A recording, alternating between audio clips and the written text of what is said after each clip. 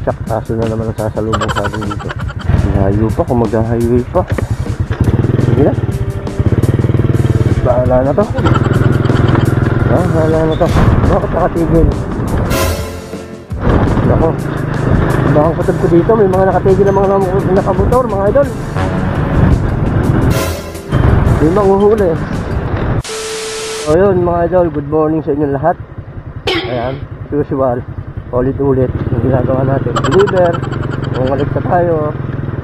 Tayo ay nagtatrabaho sa isang memorial, na ang memorial namin is yan, libingan. And estimated ko ang pwedeng ilagak doon ay nasa 18,000. And yun na nga, yung napapalibing pa lamang ay nasa mga 3 plus. So ako na rin po yung naniningil. Katapos kung mga singil o mapuli paid, eto, certification na, ako na rin po nag-deliver. Pero yung iba, hindi lahat. Kaya hindi natin kilala. And hindi ko rin nga po alam kung hanggang kailan tayo makakapag-deliver pa, kapangolekta dito. Kasi hindi naman natin masasabi ang panahon mga idol. Eh ngayon pa nga lang, medyo nahihirapan na rin ako. Kasi dati dalawa kami. Eh ngayon ako na lang. Kasi yung dating kasama ko, nag-retiro na. Kaya mahirap. Kustang inang lamugalit. Yung makalima, maka-anim, maka-7, eh masaya na tayo. Tulad ng isang araw kasi nga naniningil pa tayo mga idol. Pero at the same time, ginagawa naman natin lahat. Siguro ito na. Naku, problema natin dito, sarado. Ito po. Ito po.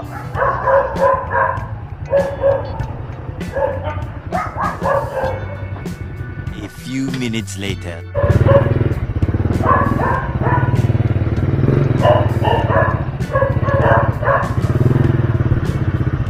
Wala pong nasagot eh.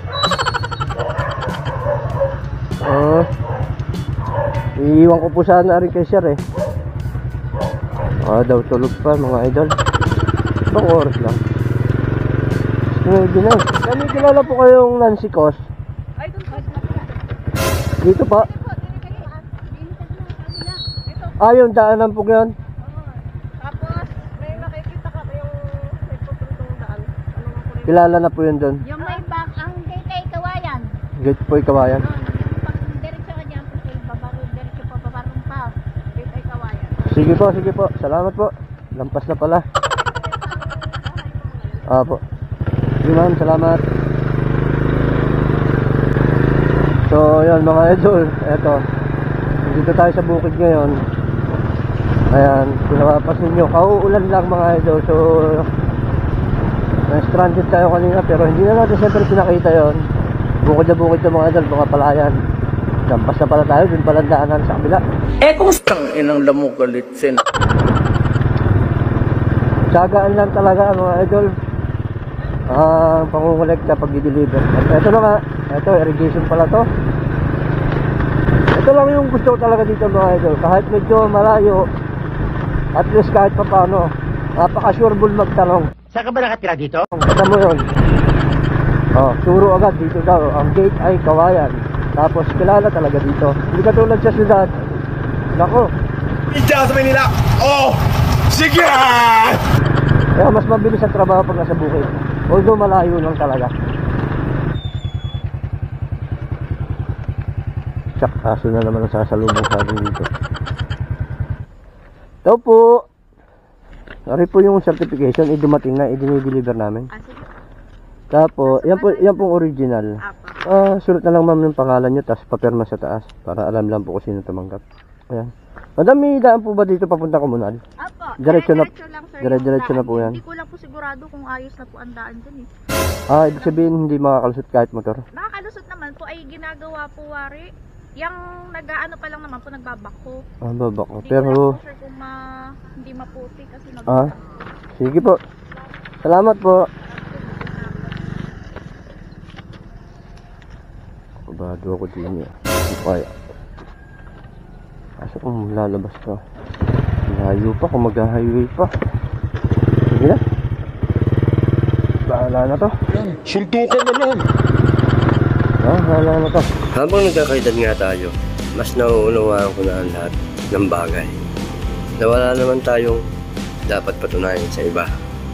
Kailangan lang nating tanggapin na ang bawat paniniwala ng tao ay magkakaiba. At kung hindi ka nila gusto, lumistansya ka sa kanila. Yun lang yung mga bagay na pwede mong gawin para sa katatahimik at ikasasaya ng ating damdamin. Mas masarap pa rin na walang kakompetensya. Totoo nga ang sabi nila, habang nagkakaedad na tayo, mas pinipili na lang natin ang tumahimik.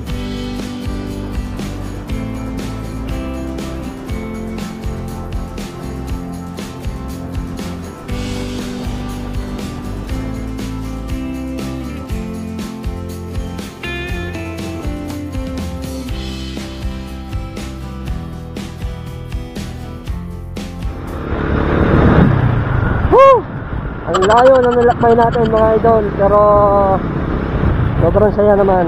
At least safe na naman yung araw natin. Bakit nakatigil? Ako, bakang patag ko dito, may mga nakatigil na mga nakamotor mga idol. Yun, dali. Oh, yung mga hindi. Ang nako, patay. Gusto mo maging sundalo? Hulihin ko ang mga bakla. Grabe na kaya may mga nakatigil na motor eh. Patay tayo dyan mga idol.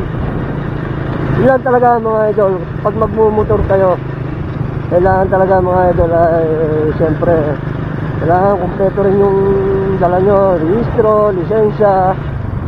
Napakahirap maghanap buhay mga idol, pero pag nahuli ka, magkano ang tubos?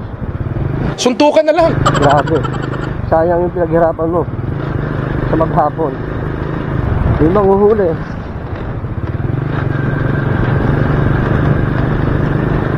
Minumustrahan na natin ang mga makakasalubong natin mga idol para at least kahit pa paano, paalalahanan sila.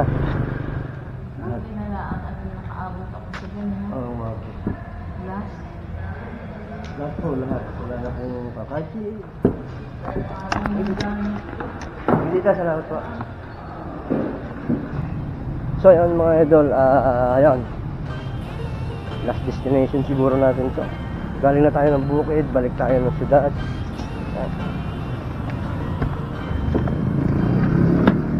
Nakakatuwa dahil sa dami ng pinuntahan natin, sa dami ng natin, safe na naman yung naging biyahe natin. Then yung motor natin, eto, siyempre awa ng Diyos, hindi naman nagkaka-aberya. Sobrang blessed din talaga ng mga biyahe natin sa araw-araw. Doon pa lang talaga blessing na eh, yung maging safe yung biyahe natin mga idol. Kaya talagang sobrang salamat siyempre sa mahal na Panginoon siyempre.